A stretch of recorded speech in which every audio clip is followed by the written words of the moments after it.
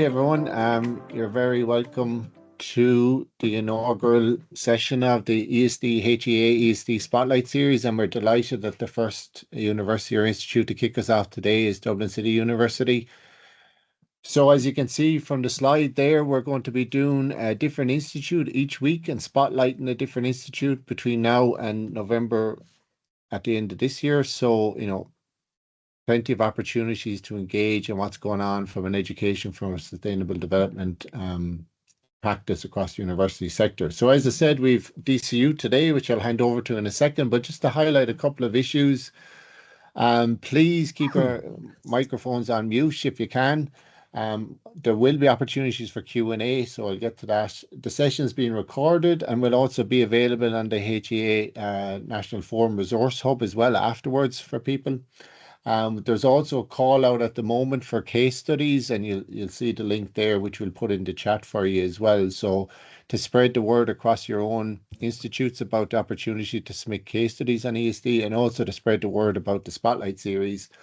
The Q&A or any comments, I'll be monitoring the chat, so please post any comments or questions you may have for the three speakers today, and I'll come back in at the end and field some of those questions. And also, that's it, I think. So what I'll do is I'll hand over to Barry. Barry, do you want to take control, and I'll stop sharing? There we go. Great stuff. Yeah. Listen, I want to start off by saying a big thank you to Mark for putting this group together. I was appointed as DCU's ESD officer a year ago, and it's just been really, really helpful that there is this kind of network of people in the other universities within and beyond Ireland, and we can share practice. It's made kind of my role a lot easier, and I think we do owe Mark a debt of gratitude for putting that together. So as I said, I'm going to talk you through what we've done in DCU over the last year or so. I was appointed in January of 2024, so this is a little story of what I've been able to achieve as the ESD officer over that year. After I kind of speak for a little while, giving you that sort of broad overview of what we've done in DCU, I'm going to hand over to two colleagues as well to really spotlight us. There's a clue in the title there, spotlight what they've been doing with ESD. And I've chosen Cliona and Michael for very deliberate reasons, and hopefully you'll see why. They've taken very, very different approaches to ESD. I think neither of them would mind me saying, Cliona's taken a fairly it's exemplary but conventional kind of integrating ESD into the course content and the assessment, whereas Michael has kind of gone a little bit off-piste and kind of take a little bit more of a creative approach to ESD. So hopefully between the two of them, you'll get a good sense of what we're trying to do at DCU. Anyhow, so the interesting thing about me doing this job at DCU is I have no experience in third level at all. For a long time, I was a secondary school teacher. I taught politics and sociology in Belfast. But after that, whenever I did move to Dublin, I worked at an education charity. And the role that I had there was supporting educators to integrate social justice into their practice. It's whether they were in primary school, post-primary, formal, informal. It was about encouraging educators to integrate various methodologies and pedagogies into their practice. And I think that's why I sort of got the position in DCU, because they felt I would be able to work with the academics to support them to integrate sustainable development and ESD into their practice. Obviously, when I started the role, there was a big job description, but I've really kind of narrowed it down into three big things. First of all, I'm trying to build capacity within the university. I want all of the staff, whether it's academic or professional, to understand what sustainable development is, understand the big themes, the big issues. But I also want to build commitment. I want to make sure that people realize that this is important and that they should be kind of integrating it into their practice. And I feel that if we do those two things successfully, we'll build towards a culture whereby kind of sustainable development and ESD becomes just part of the norms and values of DCU. So as I said, I started a year ago, and I had some initial learnings. And the first one was don't assume anything. Especially in the past, especially working with non-formal education sector, the SDGs and sustainable development are a real core part of what's going on. And when I came to DCU, when I came to third level, I sort of assumed the same would be true. Whenever I walked through the door, I expected to see the SDGs. I thought they would be very visible, but that's not the case. there's still a kind of sense that it's a minority concern, certainly when I started. However, contrasting with that, the other thing I noticed very quickly was there was lots of really, really great practice. I met people in every faculty in DCU that were doing brilliant education for sustainable development, some of it quite critical, some of it really quite critical global citizenship education. So the practice was there and it was very good. However, it was very much pockets of practice. It was individual lecturers and academics going on solo runs, almost like passion projects, integrating it into their modules. And what I've been trying to do is to kind of move from those little pockets of practice into a more integrated approach, whereas at kind of program level or a school level or a faculty level, ESD would become more kind of normative practice. Okay. So in terms of the work I do, I think there's four big areas that I'd like to highlight, and what I've been trying to do with the staff at DCU. The first one is modular program design, then kind of the actual impact on teaching and learning. Assessment, I've used as an area of focus on its own, and I'll explain why in a minute. And also we've got lots of little ad hoc initiatives. So with kind of supporting program and module design, the top two there, the BSc in Health and Society, those top two are programs, and the bottom two are modules. The Ecotech Challenge is what Cliona is going to talk about in a minute, so I'll not mention that. But we've also got this Introduction to German Language, which is the School of Applied Language and Intercultural Studies. And I've worked very closely with the kind of course coordinator there. Her entire module is shaped around sustainability themes. So even though it is a German language module, everything in there relates to sustainability in a German city. So it's about remaining very authentic to the discipline, the German language, but integrating sustainability themes into it. The top two at a kind of program level, the BSc Health and Society is a really interesting program because they've managed to, so there's four themes that run through the program, and one of them is a social justice theme. So in that theme, in every year of the program, the students do engage with social justice or sustainability issues. So it's a really clear way that throughout their time at DCU, their sustainability and their sustainable development knowledge is building. It's not just a snapshot. It's not just one mention of the SDGs and then forgotten about. They're getting a really clear and coherent understanding of how the SDGs and how sustainable development relate to their disciplinary knowledge. And the really exciting one at the minute is the MSc in Physiotherapy. DCU has just appointed a new full professor of physiotherapy, and she's in the process now of putting together the new master's course. So I've been working with her, and the broader, my position is part of the teaching enhancement unit. We've been working with her, and we've been working with the academics to try to integrate sustainable development into that program at every stage. So we're going to do a little mapping exercise whenever they have the modules all kind of identified and finished. We're going to kind of think about, well, what are the sustainability issues that relate to physiotherapy? And then we're going to map them over each other so that that entire program has sustainability and sustainable development at its core. And that's the sort of thing I hope to be doing more of in supporting academics with their program and module design. The second big area then is the actual teaching and learning, what actually goes on in the classroom, the pedagogies, the methodologies.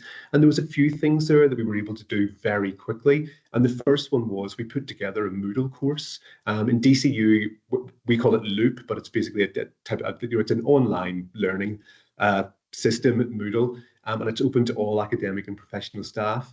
And it goes from very basic information about sustainable development and ESD. It goes through the key competencies that we want to build within the students. And then there's a little bit of information about classroom methodologies and also how we can kind of integrate ESD into module and program design. So that's there, it's available.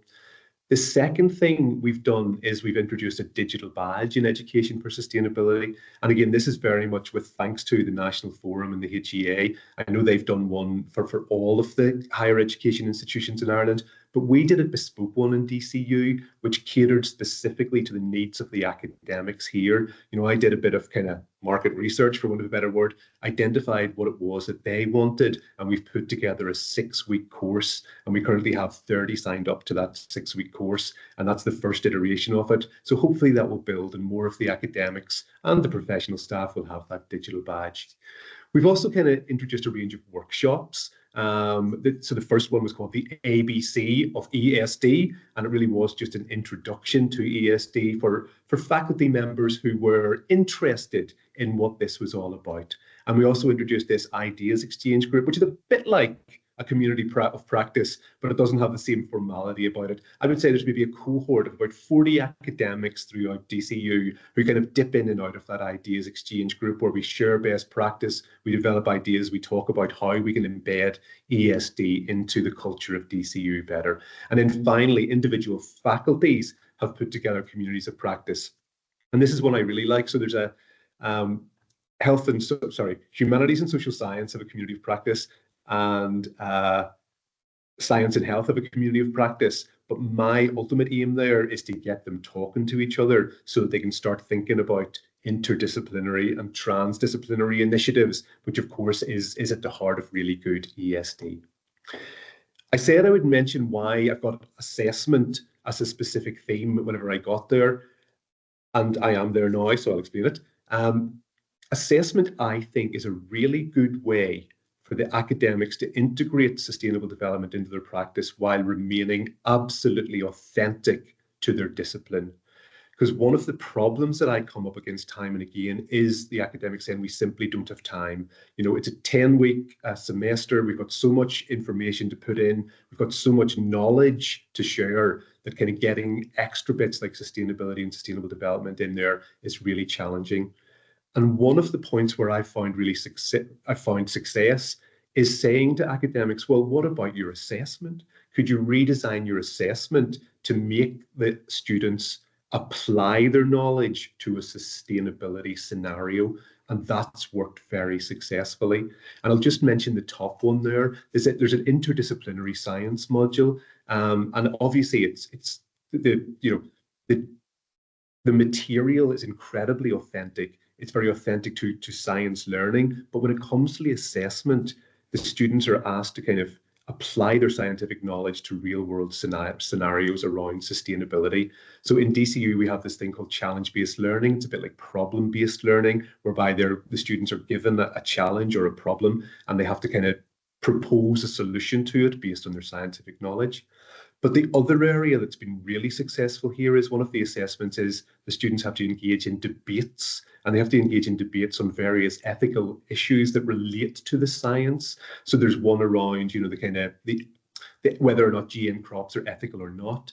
There's one about whether extracting resources from the global south is justified in terms of our lifestyles in the global north. There's one about whether ed tech is creating more problems than it is solutions.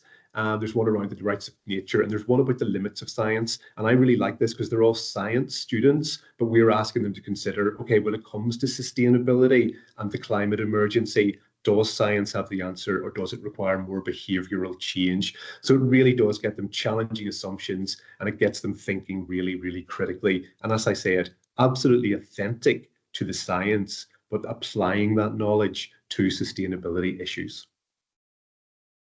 So then we get on to the initiatives that the various faculties have introduced to promote SDGs. And a lot of this is kind of was done through SATL funding. Again, we're very, very grateful for that SATL funding. But just trying to give you a sense here of the sort of thing that the various faculties have done. The top one there is what Michael's going to talk about in a minute, so I'll leave that. But within Science and Health, they've developed their community of practice, but also psychology have mapped all of their research to the SDGs. And then they've actually published how they did that for other kind of faculties and schools to take on board. The Faculty of Engineering and Computing did workshops to all their first year students, but the most exciting thing they've done is they've put together a code of good practice. So basically they've put together this document whereby all modules and programs in the faculty have certain indicators that if they achieve them, well, that's good SDG. So again, it's it's quite a safe way to encourage all of the kind of course coordinators, module coordinators to integrate SDGs into their practice. It's not saying you have to do all of this now. It's saying, okay, well, here's certain indicators that you can aim towards so that their SDG or the ESD competency will be built over time. The Institute of Education, we had a staff symposium, which was incredible. We had keynote speakers and panel discussions and workshops. It was great. And then the business school are putting together a national forum for all EMBA students throughout Ireland, where we're going to look at kind of how sustainability relates to business. And we're going to have different breakout sessions on, the public sector, private sector, third sector. I think it's going to be a really interesting initiative. And then finally, for me, we've also tried to bring students in as well, because obviously student voice is so important within education these days. So, and also in terms of building that culture around education for sustainable development, we wanted the kind of students to feel like they have ownership over it and they can play a role in it. So the first thing we did, which had some success, let's say limited success, we did a thing called Shout Out for Sustainable Development, where we made some funding available to clubs and societies if they had a sustainability related initiative. So for example, the Media Production Society have developed a new series of podcasts. They put in a new part in the college magazine about sustainability, and we were able to give them some mentoring and some support to do that. And the Canoe Club, I love this one. The Canoe Club actually did a kind of cleanup of the River Liffey. So that, again, they've been given some funding to source some kayaks, and they're doing little workshops about what they find. It's a lovely project. The one that was very successful was we ran a student staff forum around sustainable development as well, where we brought together the ADTLs, the Associate Deans of Teaching and Learning from each faculty, with other members of faculty and students, so that the students could really have their say on what they felt was important within sustainable development. And there were certain key themes really emerged that were really important. And the important thing about those forums is they are kind of recognized in the university constitution. So the community of practices that we've put together, there's a lot of talking goes on, there's a lot of ideas are shared, but there's a little sense sometimes that, well, where does that information go? But with the student staff forum, it actually does get minuted and communicated up to senior management. So it's a really good initiative. So I suppose that's kind of a broad sweep, a broad overview of what I've been trying to do as the Education for Sustainable Development Officer, but not too much detail there. Where the detail will come is from Cliona and Michael, who look more specifically at their own initiatives. So Cliona, I believe you're going to kick off for us. Great.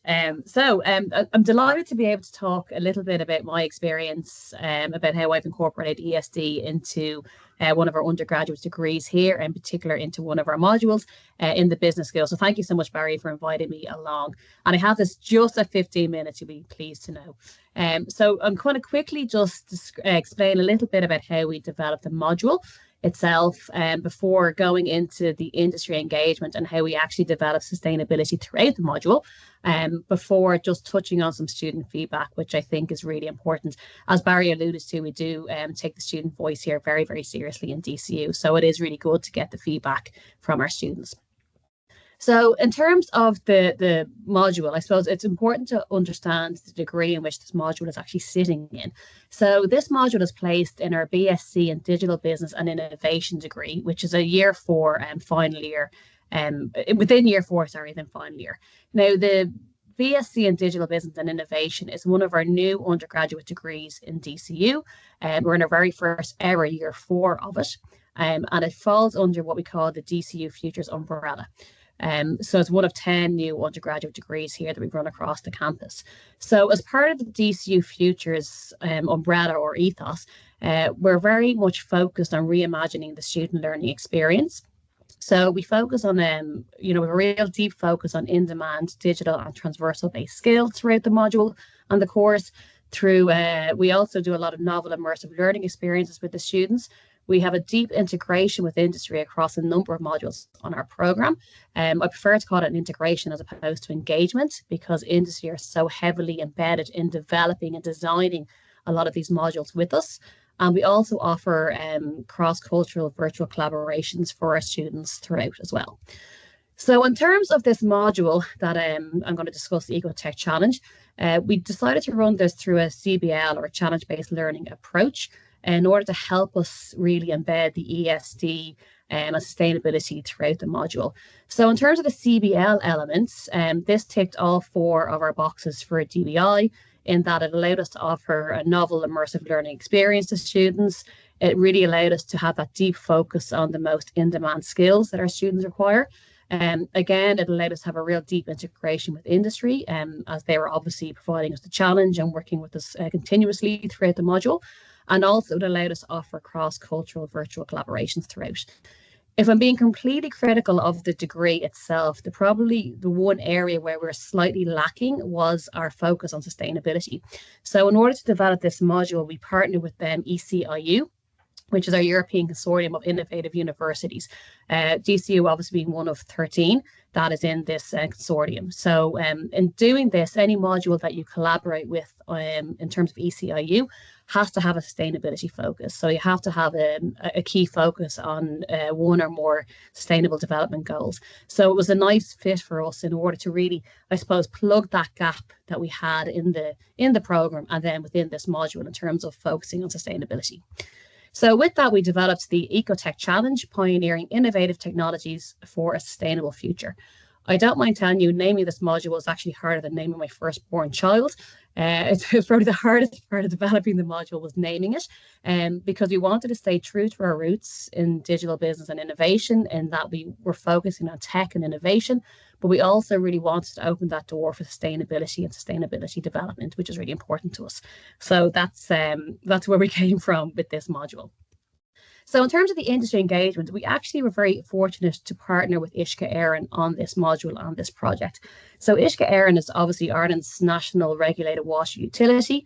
They serve 1.6 million households, which equates to 5.2 million customers throughout Ireland. They treat over 1.7 billion litres of water and 1.6 billion litres of wastewater every day. And they currently manage over 8,000 infrastructure assets and over 90,000 kilometres of water and sewage networks. So again, we're really, really fortunate to be able to work with Uisce Éireann as a public sector body. So in terms of their purpose, it's to rise to the challenge of delivering transformative water services that enable communities to thrive.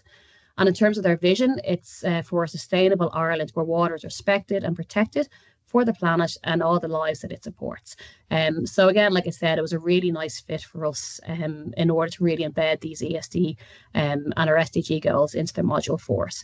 So the actual challenge itself that Uisce Éireann provided to us was to foster a culture of diversity and inclusion by ensuring that the most vulnerable customers or members of society have access to clean, safe water supply, particularly when supply is at risk. So what this means is that Uisce Éireann offer additional support to members of society that are deemed vulnerable. So if, for example, there's a planned water outage, they will notify vulnerable customers ahead of time of this planned outage. If there is an unplanned outage, they will notify them as soon as possible, and they will ultimately supply them with clean, safe drinking water if there is an outage. So a vulnerable person or a member of society would be somebody that's critically dependent on water. So it could be maybe somebody that's on dialysis, for example. So out of the 5.2 million customers that Uisce Éireann serve, however, only 30,130 customers are registered as vulnerable with them, which ultimately means that, and it's quite a disproportionately low figure, I suppose, and it ultimately means that there are many individuals that require additional services and supports that simply aren't being reached by Uisce Éireann. So the challenge really here for us was threefold. So firstly, they wanted us to investigate the current levels of engagement with this service and identify any potential barriers that might be preventing eligible individuals or eligible households from accessing these additional services. They also then wanted us to explore what strategies could be employed by Uisce Éireann to increase awareness and demand for the services. And then finally, what else can we do, or what can we do better? So what other services could Uisce Éireann offer these customer base, bar notifying them of the, I suppose, water outages by phone, or providing them with safe water to drink, I suppose, to be able to target them and support them in a more diverse and inclusive lens. So it was a very, very interesting and impactful challenge for us. So just to put it visually here, there's kind of two kind of key points just to note in this slide. The first is the collaboration element, which I will touch off now in a bit more detail in a few minutes, in terms of the fact that we developed this module collaboratively across the university. Myself as the lead academic, working with academic developers, teaching enhancement unit, the learning developers, the DCU studio team, and then obviously Barry as our sustainable development education officer as well. But what was quite unique about this challenge and the CBL approach was that at each stage of the CBL process, Uisce Éireann provided feedback to our students. So it was a constant feedback loop between what the students were providing to Uisce Éireann and, vice versa. They were coming back with feedback. So what this allowed us to do was really, I suppose, develop in the sustainability element that we really wanted and really embed it into the module quite deeply. As I noted, this was probably an area where I think we might have been a little bit weak. So having this constant feedback on the challenge and how we were progressing from Uisce Éireann was really, really important at each stage. And it just really allowed the students then to really develop very evidence-based, actionable, sustainable type solutions for them, which was the goal of the challenge. So like I said, this challenge obviously is very high impact. So the GCU students were tasked with providing actionable evidence-based solutions to Uisce Éireann. And what Uisce Éireann then with these solutions, the first element was they actually included them in their strategic initiative improvement program in order to help them improve their company goals and improve their strategic direction. But perhaps even more significant than that was that the solutions that our students presented to Uisce Éireann were then subsequently presented to the regulator or the CRU to inform policy change, which is a real game changer for the future of water management in Ireland. Further, this could actually lead to potential changes, not just in the water services of Ireland, but in terms of right across other essential services that are being offered to the public, ultimately transforming how vital public services are delivered to Ireland and across Ireland, which again was a very, very high impact challenge for us and something that the students really, really thrived on. So the constant feedback that we're getting throughout the process with Uisce Éireann was really, really important. So ultimately, this module and this challenge was not just about solving a problem. It was more about making a long-lasting, sustainable social and economic impact, which is something that we achieved throughout. So in terms of the collaboration element, like I said, myself as a lead academic, I initially collaborated with academic developers to help in terms of implementing the CBL process, I suppose, very effectively, and the learning developers, our DCU studio team. As we are working with this module across ECIU with other students from other European universities that were coming in with us, we had to deliver it hybridly. So the majority of it was delivered online. So in terms of just developing that learning content for students, and then also ultimately with our sustainable development education officer. As I noted, it was an area that I felt we needed a little bit of work on. So Barry was able to come in and help us really embed some of this content for our students in terms of SDG goals, ESD, and just really help frame the solutions with the students, kind of frame the challenge for them in the manner that Uisce Éireann were actually expecting from us, which is really, really important. There was a number of key transversal skills that students developed throughout this module: teamwork, collaboration, critical thinking, problem solving, personal agility, the ability to react to change quite quickly. Particularly as Uisce Éireann were giving us constant feedback throughout, the students were kind of modifying and changing their approach and their solutions throughout, which was really important. And then public speaking and active response as well. And then ultimately as well, we really developed quite strong sustainability literacy throughout this module. What's quite nice to note here is that our students are currently working on another challenge, another module this semester with another company across 4 different industries, across finance, retail, healthcare, and utilities. And a number of the students have chosen to take a sustainability focus or lens in their solutions in this case as well, which again is just, it's showing that we really did develop these skills and that they want to use them in other modules, which is quite important to us. So just in terms of student feedback, I'm a big believer in the student voice and talking to our students. In this particular case, we presented the solutions initially to Uisce Éireann through client-facing presentations. after which time they had another 2 weeks to complete final reports for Uisce Éireann. So again, they're given feedback at the presentation stage from Uisce Éireann that they could then implement into their final reports. We are currently working on podcasts for the second challenge-based learning that we're running at the moment. We couldn't do initially with Uisce Éireann, we couldn't record podcasts because as they wanted to take the solutions to the regulator, they wanted to keep them in-house. They didn't want them going public. But it is something we're looking at down the line with recording podcasts with them. But the students posted quite a lot about this project and this challenge on their LinkedIn. So in particular, they're very quite long to read, but Tom, for example, was saying it was a great learning experience. He got a lot of value from it, and that he hoped that their solutions in the future endeavours would help with Uisce Éireann. Sam, talking about how the team worked closely again with Uisce Éireann to solve a real world challenge, real world issue.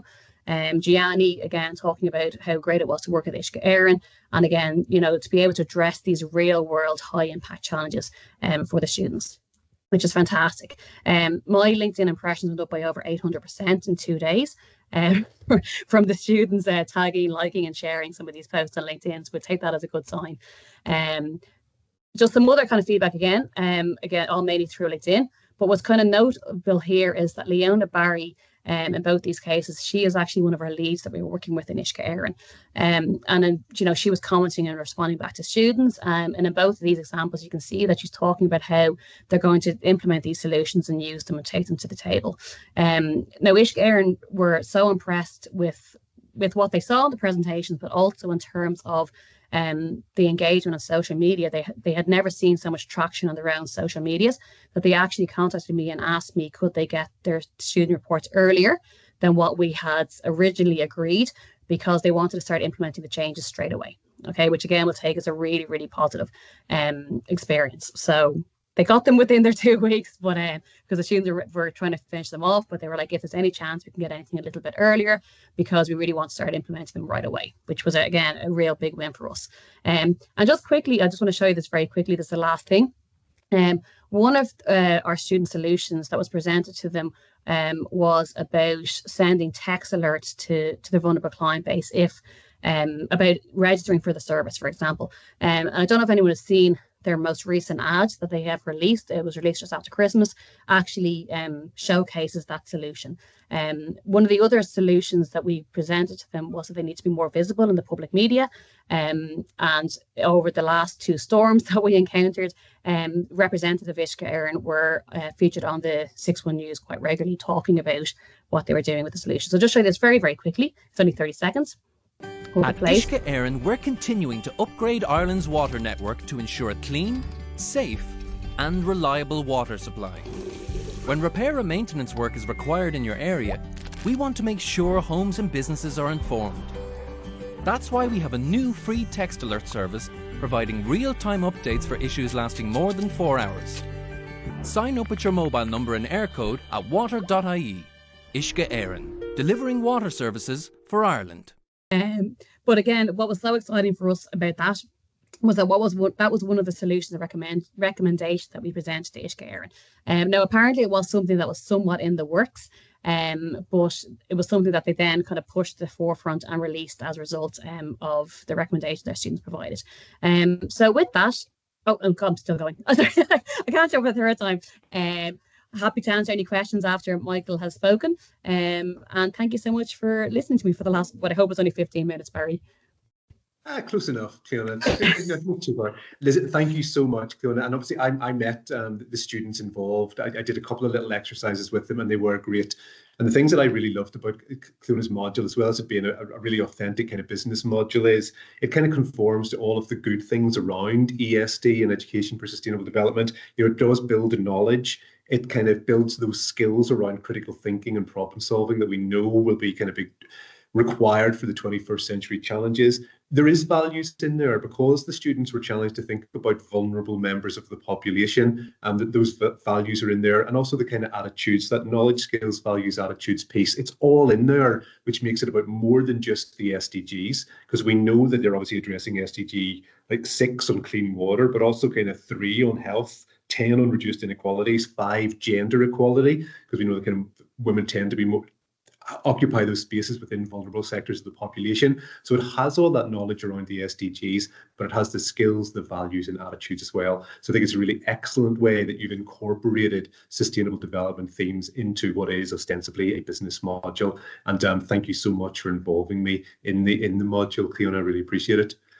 And now over to Michael, who does not have a PowerPoint for reasons that will become clear. I met Michael for the first time a couple of weeks ago, whenever we discussed this project. And Michael's project hasn't taken place yet, so it is still in that kind of, it could be amazing and it could fall horribly flat, but we'll see what happens. Take it away, Michael. Well, thank you for that, and thanks, Cliona. Thanks, Mark. This feels like a very kind of high octane discussion, and unfortunately, I'm going to take us in the other direction. And in many ways, what's kind of interesting about what we're doing is that it kind of grew out of failure, or it grew out of times when our conventional ways of doing things show weakness, but maybe we're trying to make that into something that we can actually make something out of. How do I describe this? It began sort of anecdotally. I'd just taken over as head of the School of English, and I was at an information session for heads and deans when the sustainability officer, Sam Pai, was just killing us with amazing statistics and things to feel really bad about. And then it turned around to the question, well, what do we do, and all this kind of stuff. And everybody, all of a sudden, very powerful people felt very disempowered, and there was a sort of lack of ideas in the room. But it came together. There were a couple of other things happened around the same time. So that was in my head. And we started to get feedback from students about, this is actually began with their feedback on library services, where they were talking about particularly stressing the need for havens, which was a kind of language I'd never heard before from students. Quiet spaces, which I had heard, but not havens. And that added to another thing we'd done, which is that we had developed an online module, an entirely online module. And we were starting to get feedback from that on students about how much they missed a kind of human dimension to that. They felt contained and controlled by the digital experience, and there wasn't any kind of room for digression or discursive aspect. All of this came to a head whenever I had one of those conversations with a colleague, and he said, lecture theatre E214, nothing's working, had to do it old school, And I was like, what do you mean? Oh, so we're like, no, I just had to talk to people, and they had to listen. And we stood there for 40 minutes. And I said, oh, right, I did the same thing last week. And then I was talking to a colleague in the US, and they told me that they were thinking of building a course around the same idea, which was a kind of tech-free classroom. And tech-free in the sense of digital technology, to sort of see what might happen if we kind of committed ourselves to the idea that, sure, we have had to learn how to work with digital technology and we've had to learn how to use that. But on the other hand, it probably is equally important that we learn how to separate ourselves from it. Not least from a kind of standpoint of just care as much as anything else. If people are sort of signifying they're finding it that hectic, and they also feel sometimes corralled by sometimes the kind of limited expectations that people have of students when they design things online. So what we thought about was, how do we turn that into something interesting? And obviously I'm in English. We've got all this, everyone's got issues with ChatGPT, but one of the things that ChatGPT appears to be very, very good at is simulating essays in English. But anyway, so part of that is we're interested in getting people to experience a kind of sovereignty over language, to get back to a kind of, to have a real sensory feel for language. And that might involve just getting them to think about a single word for half an hour or 45 minutes, rather than sort of banging them through an awful lot of slides of content, which we're still doing, by the way. I mean, the whole point about this is that we want to try to introduce the digital free experience as a complement to the digital experience, so that people get to understand limits and the necessary limits that they might have to live with in the future, or the actual desirable limits you might be able to set for yourself and for your own kind of your own learning or for your own life experience, and that these are valuable lessons that can be learned, and that we can also do this in a way in English that's still kind of commensurate with the aims of our discipline. That we talk about being at home with language, proper kind of questions of ecology. But out of that, we also get into a kind of the potential of a kind of being at peace with the world, if you like. Right. So it's all very well saying all of this, the digital noise, to get away from the dopamine hit of turning things on, and instead we're maybe trying to turn people on to turning things off. We're particularly interested in attention cultivation rather than having a preset notion of what a student's attention span is. So to that degree, again, we want to think about the classroom as potentially a different kind of spatial experience and a temporal experience, but all of that connects back to the notion of ecology and how we might think about ourselves in the world. That the kind of anxiety sometimes I think that we can engender by almost making students feel as though they're never learning enough, and that turns into an anxiety that they're not learning quickly enough, and we want to sort of reverse that. So the idea, and it took us a while to come up with this, I have to say, because we were very resistant to the idea of talking about slow learning, but we did love the idea of slow in the same way that we have slow cuisine and other kind of slownesses in our kind of world now as a reaction or response to the overwhelming speed of things. We decided to have an initiative to talk about a digital-free classroom where people would put into practice this idea of a kind of slowness in the classroom. It's gathered momentum thanks to Ruth McManus, our faculty teaching and learning leader. And she's, suggested that we try and turn this into a kind of festival, kind of opt-in festival. I already have people in English committed to doing it because it was happening by accident anyway. But the things weren't working, they're having to cope with it. But anyway, so we're trying to evolve a kind of practice, classroom-based practice that in itself advocates the notion of slowness as a necessary skill, I think, a way of thinking and a way of being that actually helps us to negotiate the rapidity that we also have to understand and work through in life. So the initiative is going to come together under the title Make It Slow. And that's going to take the form at the end of our Green Week, which is the first week in March. For a couple of days, we're going to be performing these kind of Make It Slow teaching experiments. So for example, in an English lesson or an English class, and I teach quite a lot of poetry, it really lends itself to poetry. I mean, so you even might just take the phrase, say from something classic like Seamus Heaney's Digging, take the phrase snug as a gun and really bore into that and get that into people's minds and then begin to unpack what's really within there, the kind of comforts of it, the terrors of it, the fact that it's a palindromic phrase. And next thing you know, that really builds into a very substantial learning experience.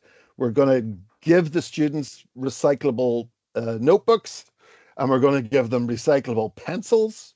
We're going to ask them to turn everything off or not to bring things to the classroom that they can even turn on. But we also are going to encourage them to work in groups together. So people who kind of sometimes feel challenged by the idea of, say, being asked to write something on their own in a kind of class context, we also want to encourage them to work together. And we'll practice this kind of slow reading of dwelling in a phrase, but we'll also have some free writing. Basically, actually, fundamental things that we can do that are, to a degree, less familiar to a student today, less congenial in many ways to the kind of educational experience as we sort of have normalized it. And so this kind of thing that appears at first to be quite a kind of old school reactionary thing can in fact turn into something, I think, very, very positive and very groundbreaking in its own way. Our students are not used to thinking about things in this way. And so it's almost as if we're kind of reversing the polarities to a certain degree, not to obliterate digital learning or anything like it, but to sort of put it in a necessary critical context. And I think also the last thing that we've been talking about, we've called it Make It Slow is the name of the initiative, which does make it sound like a kind of heavy soul track from the 1970s, Millie Jackson or I was going to say Barry White, but he's disco. Important difference. Never mind. But by making it slow, we also are thinking about. We were wondering about. We might turn it also into workshops about bookmaking and about kind of. I mean the books you read, not Paddy Parr or Terry Rogers, just to be clear about that, but about sort of cultural entrepreneurship and how there are kind of very interesting ways in which English students who not necessarily encouraged to think about this might become in their own way kind of creative makers, that making is this very fundamental and necessary thing that people do. But it's not necessarily something that we get them to think about. So, and these sessions can also kind of be dedicated towards the idea of making. And once we advertise it, we already have a lot of take up from different disciplines within humanities. So Irish are on board, music are on board, and straight away people talked about approaching it in an interdisciplinary way, as well as the individual sessions that would be more sort of responsive and and accountable to a particular discipline. So I almost feel like a bit of a fraud, because I can't really term this to be a great success because we don't know what's happened yet. We know that we've had some kind of tentative experiments in the classroom. We've done this just by accident, and it's a remarkable thing. It's actually a remarkable thing. Even you notice a palpable thing when you just switch the lights off in a lecture theatre, which I do quite often for different reasons, for different kinds of impacts, and the kind of the collective sigh or a kind of different kind of breathing that comes into the room when that happens. Absolutely fascinating. And I think I'd like to interpret that as not a sigh of disappointment, but a sigh of relief. And maybe we need to give more of that relief to the students at times.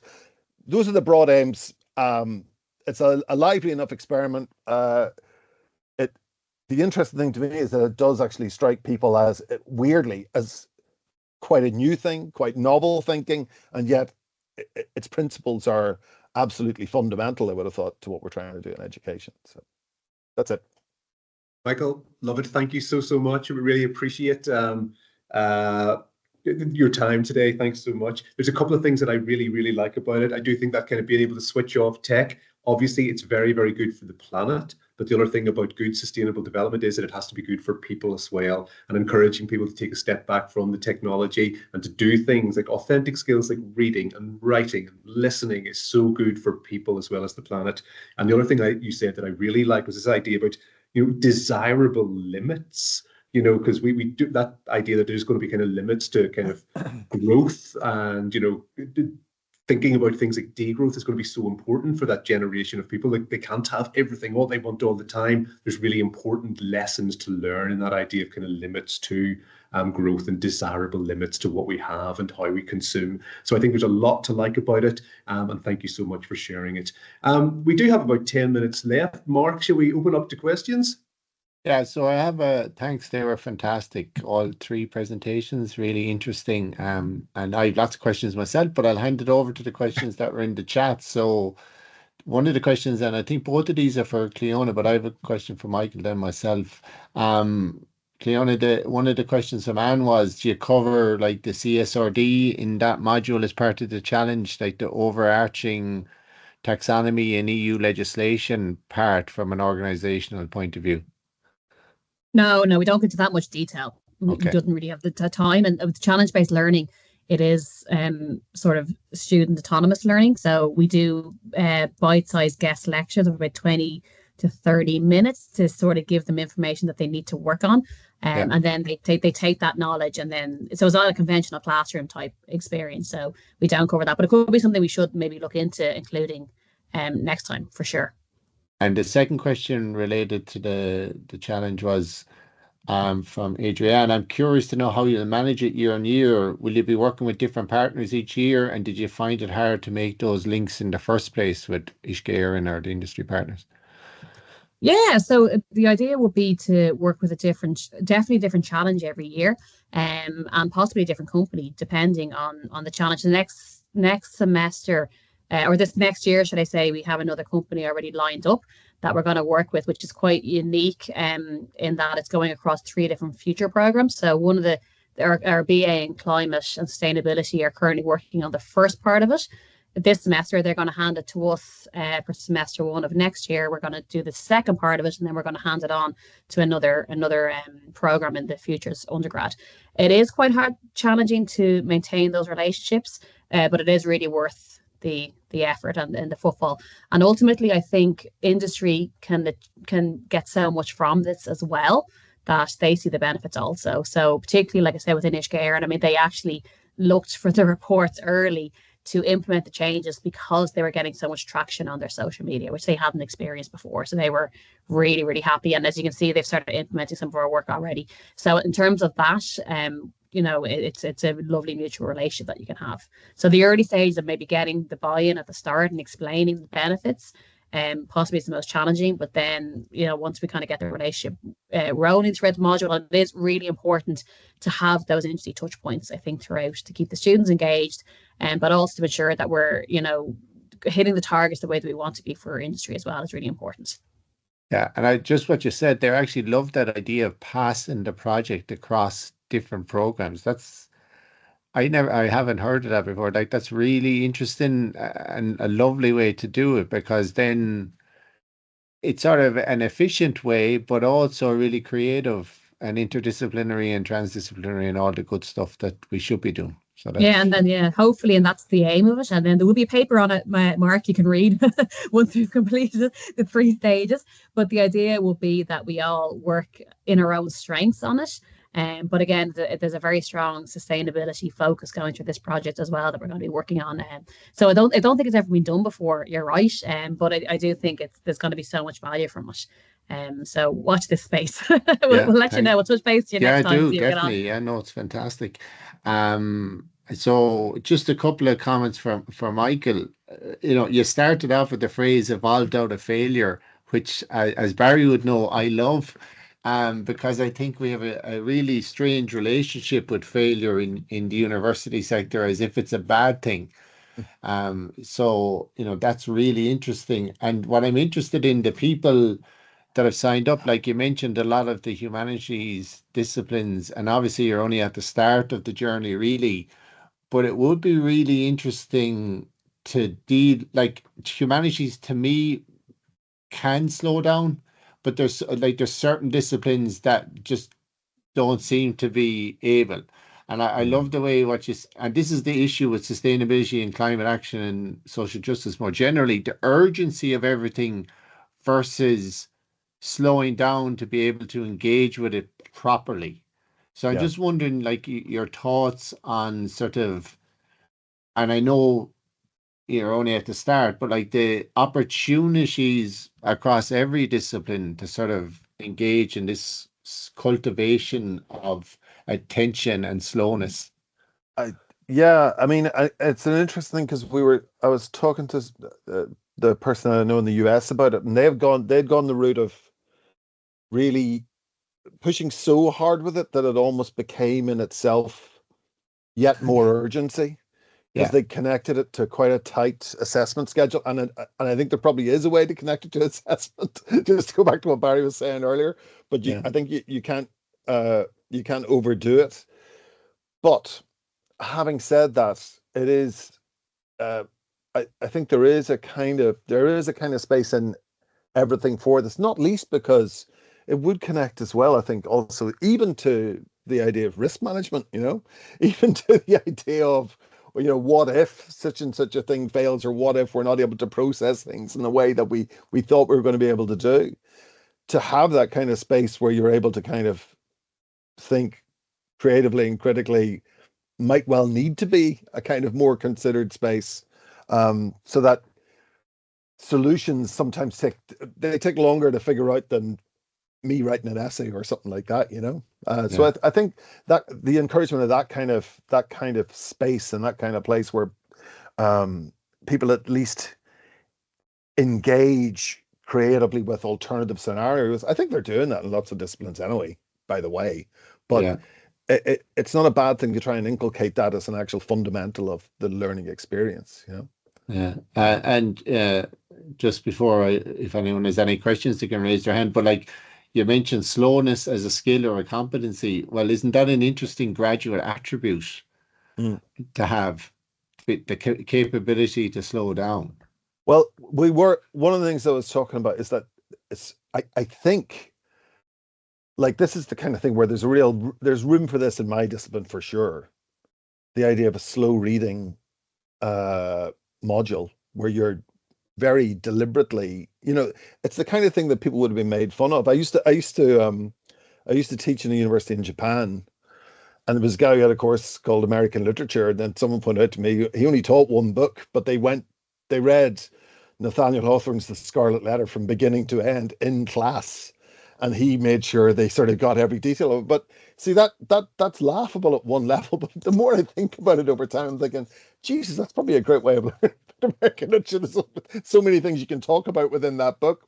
That reading is not reading's not as it's not as cultivated a skill for a lot of people as it used to be, and that relates to the attention thing too. So I think even slowness in curriculum can be about really studying one thing or two things with a particular kind of attention.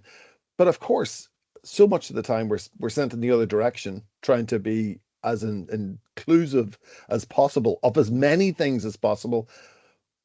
But I'm not sure that that's always the way that we should structure things. So, like, deep focus, I think, is an interesting thing to try and explore a bit further. We might well associate that with postgraduate work and stuff like that, but I don't really see why we wouldn't ask undergraduates to think about doing it too.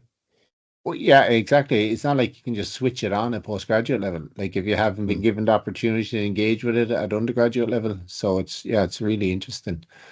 So thanks very much to Barry, Michael, and Cliona. They were fantastic. I just want to share what's happening next week, just to flag it with people. And so just for people, I know some people didn't have access to the chat, so they should be in the chat or the Q&A. There's a couple of links there of different initiatives to open courses and some initiatives in DCU. And I'm sure if there's anything you want to follow up on, I'm sure Barry would be happy to take any follow-up emails, or you can contact me. Just to flag next week. So next week we have Ulster University being spotlighted. So we're delighted that this is an All-Ireland initiative. So it'll be the same time, 1 to 2, same registration link. So we're looking forward to everyone being there. So thanks everyone. Thanks for taking your lunch break to attend the session, and hopefully we'll see you all next week.